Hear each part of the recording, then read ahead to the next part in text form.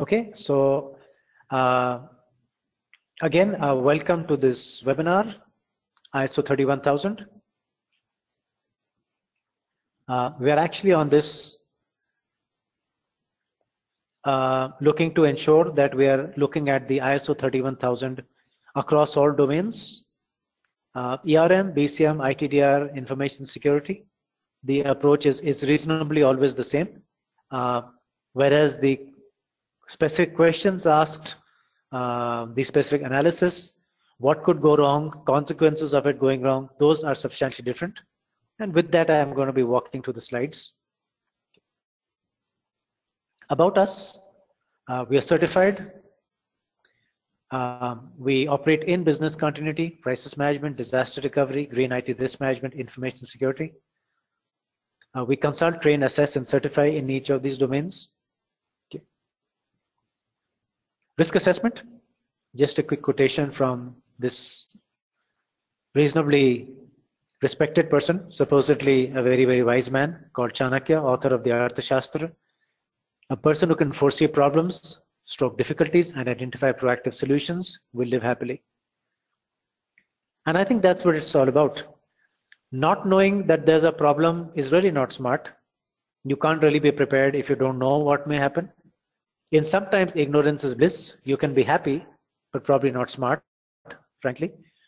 Important to know what could happen, what the future holds, and good to be reasonably prepared, our best, so that at least if that happens, we are in the best possible position.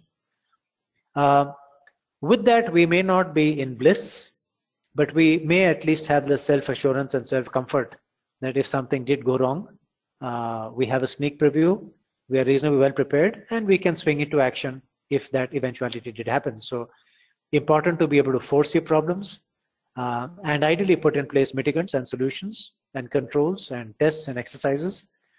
And that's really what honest risk management is all about, figuring out those smart things and being ready. What is risk? Any uncertain event or condition. It's something that may or may not happen. So there's a risk that we may run out of, that the generator may run out of fuel. That's a risk. What happens if the generator does run out of fuel? It's not a risk anymore, it's happened. Okay. Now it's reality. If it doesn't run out of fuel, fantastic. We know there's a potential issue, didn't happen, fantastic, everyone's happy. But let's of course fix it for the future. So risk is always the uncertainty. If the uncertainty is gone, to be honest, the risk is gone. It's fact, happened or didn't happen, will happen, won't happen. If the risk does happen, then it impacts. Not all risks are negative. Okay. Take an example of maybe an outage. Okay. All the banks in the region had a failure. They're all affected by the same issue. Everyone's down, which is bad. Okay. It's not good to be down. But some responded faster. Some did great crisis communication. Some already had mitigants, so they bounced back much faster. They implemented business continuity. Some did a great job of putting in place strategies and alternatives. Okay.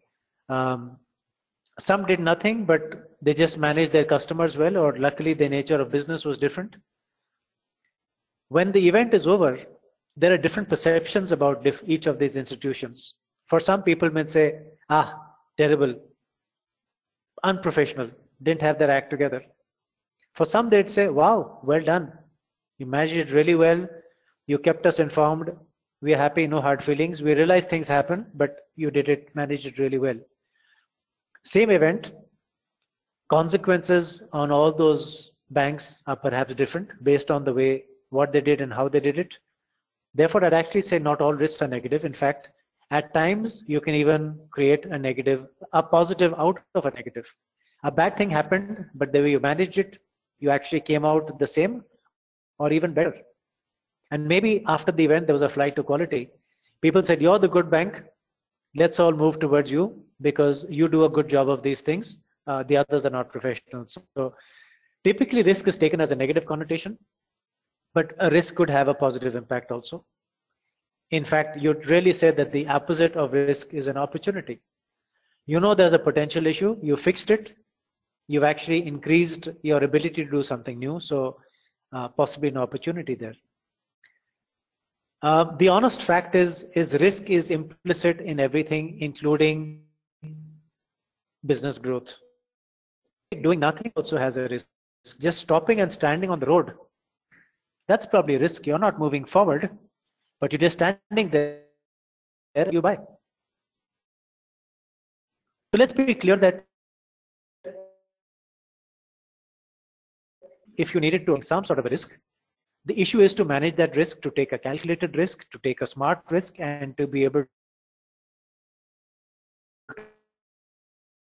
to ensure this. You're doing pilot, even if you have damage, it's at a very short scale. Lots of ways of managing the risk, but importantly, let's be clear, unlikely that you can without risk. You typically cannot get a reward or it has to live as it is to live without being born. So it's implicit, it's part of everything, and it's for us to be smart and manage it well. Okay, just another quick cartoon. Risk comes from not knowing what you're doing. Warren Buffett, supposedly a very smart and shrewd and successful investor. And the other guy, well, I guess we're in deep trouble because we really don't know what we're doing. So that's a problem. So at least as a very minimum takeaway, clear of the risks of what we're doing. Some examples. Some ISO standards. The IC guide 351, the Australian New Zealand guide, COSO framework from the Committee of Sponsoring Organizations, ISO 31000, some definitions of risk from many of these.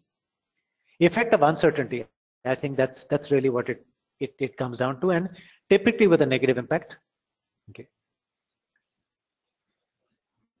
Often represented mathematically as probability of occurrence and severity of that impact incident, the negative part. Simple maths, usually A into B. And if you really wanted to raise the bar, some methodologies also add probability of detection.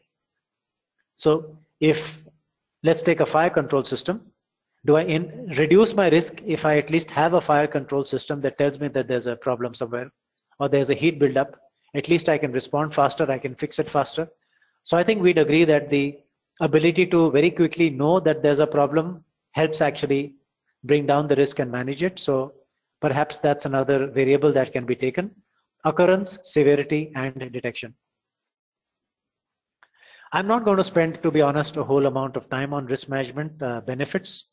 We've covered a lot of it right now. Certainly, it can help you meet your objectives. It helps you manage it within reasonable levels. It helps you put in place the right controls. Very critical, helps you bring in line the comfort of regulators, so legal and regulatory compliance.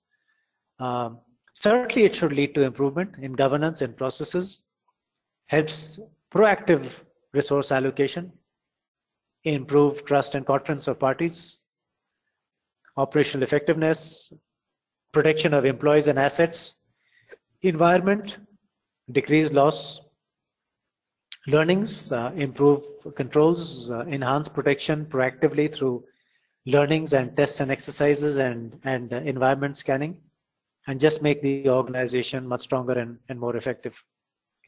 Myths, there's really not, I mean, there is a level at which you should keep trying. At some stage, you should be able to say, okay, I think we've done enough.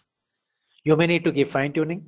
So not really, we can only do as much, whatever happens, happens. We can do much more than that. It is something to be conscious about. If you do want to grow, you will always take, as I said, even deciding to not grow involves risk because the world may be passing you by and you're where you, that's a problem.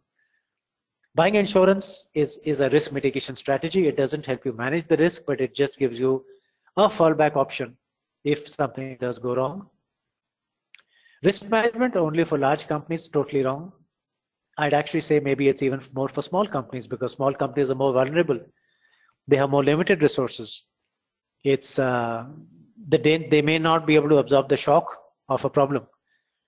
So larger companies, I would say, are more stable. It's maybe like a larger boat or a larger car, which is more stable and less top heavy, whereas something that's skewed actually can get disabled or have an accident or go topsy-turvy much easier. So perhaps it's literally everyone who has to be conscious of risk management. Too expensive, not really. Depends on the cost of controls. Good, smart thing would to look at the low-hanging fruits. They often don't cost much, easy to implement. Automatically, they enhance your resilience and your risk mitigation. And if something expensive, then yes, go ahead and then take a call.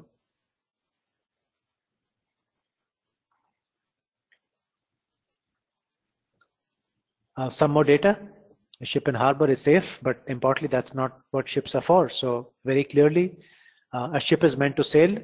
You need to go out and do your thing. So again, in an organization, go out and do what are your key products and services and manage the risk. That's really where something like the 31,000 comes in. Good risk management fosters vigilance in times of calm, and in times of crisis, it helps us be prepared. Okay. Some cartoons about what not to do. We talked about acknowledging risk. That's something that we took cognizance of right at the beginning. Some risk management standards, some very specific, different domains, software, space, information security, medical devices. The Australia-New Zealand stand supposedly was one of the first precursors which led to the current ISO 31000. So it's a good starting point. And now we come to the ISO 31000 approach and principles. Okay. This actually is a non-certification standard, not meant for certification. Typically, it says should rather than shall and must.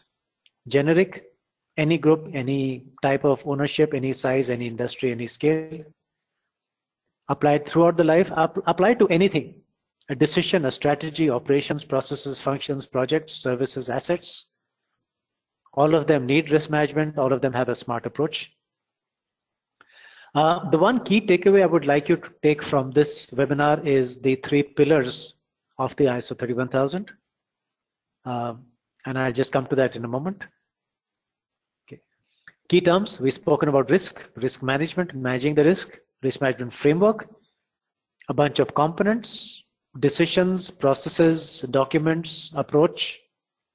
All of this is designed to help you put in place. So design the risk management framework, implement it, monitor it, continually improve it. And typically across the organization, not just in the risk department unit. The risk department unit may coordinate, may oversee, may be the subject matter expert, but you would need a strong risk management in each unit because you know your business the best and you're in the best position to figure out what could go wrong and the consequences. A good idea to have a risk management policy. Policy by definition is mandatory. Everyone has to follow it. Risk attitude, our approach to risk. Are we risk averse? Are we risk friendly? Are we aggressive in terms of our risk stance? These are typically terms that are used also in financial services or treasury or trading. Risk management plan. What are we doing to manage the risk, to bring it in line, to put it in place? Risk owner, who has the accountability and authority to manage the risk, who's owning it and who has to bring it down. The process, okay, we spoke a bit about this earlier in the framework. So applying those framework elements. Context, the environment, our own scenario, our stakeholders, their expectations, could be internal, could be external. Risk assessment, as a quick summary, identify, analyze, evaluate, and then of course put in place mitigants. Risk source, what's giving rise to the risk. Likelihood, something could happen. It's a judgmental estimate. It's not numerical. It's high, medium, low, good, bad. Risk analysis criteria, looking at parts of how to manage that risk.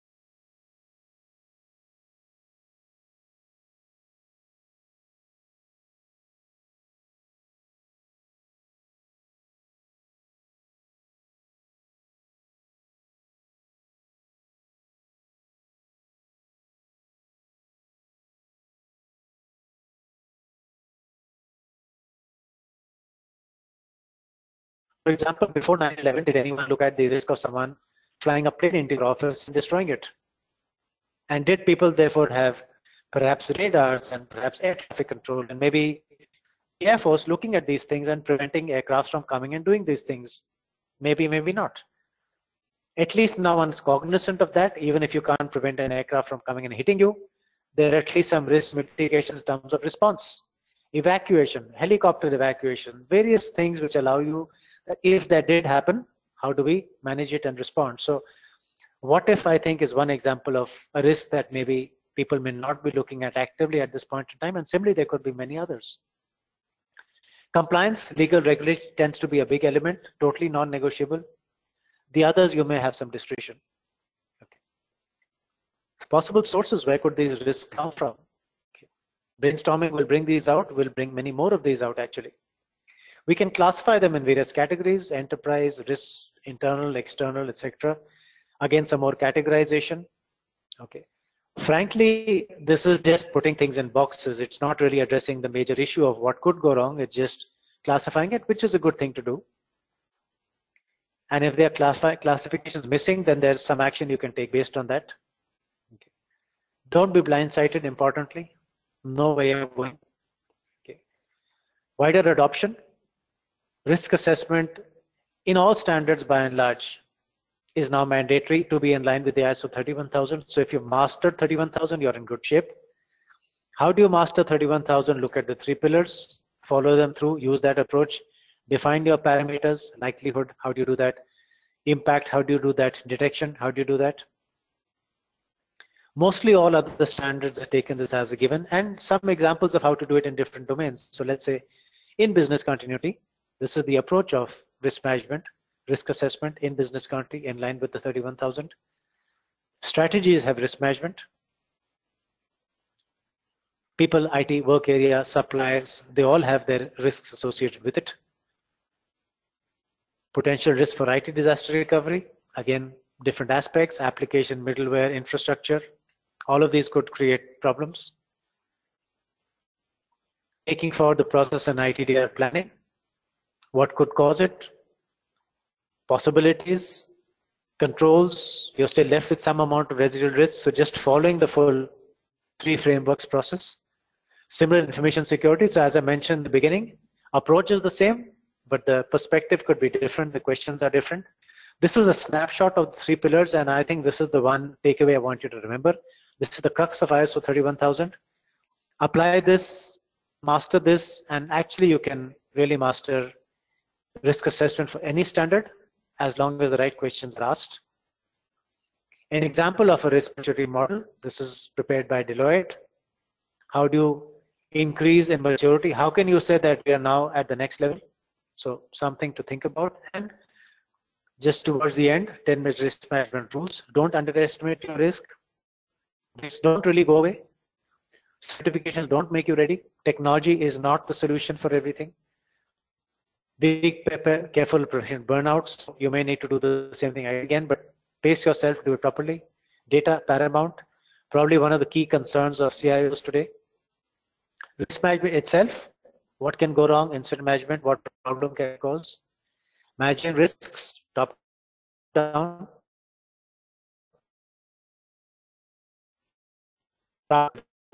All functions, all activities.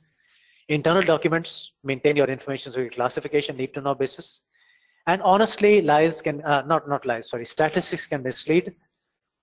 Plenty of cases where we can actually twist a statistic or represent it in a manner that suits us. So let's not get deceived by statistics. Use them for the fact, don't use them to misrepresent.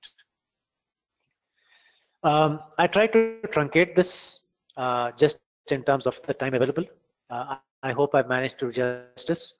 By all means, if there are any chat questions, I take them now. Otherwise, do mail us back, info@continuityandresilience.com. You already, I guess, have the details from the sign up of the webinar where you signed up, or the email that you got. So just shoot us an email. I'm quickly going to check for any chat questions if there are at this point in time.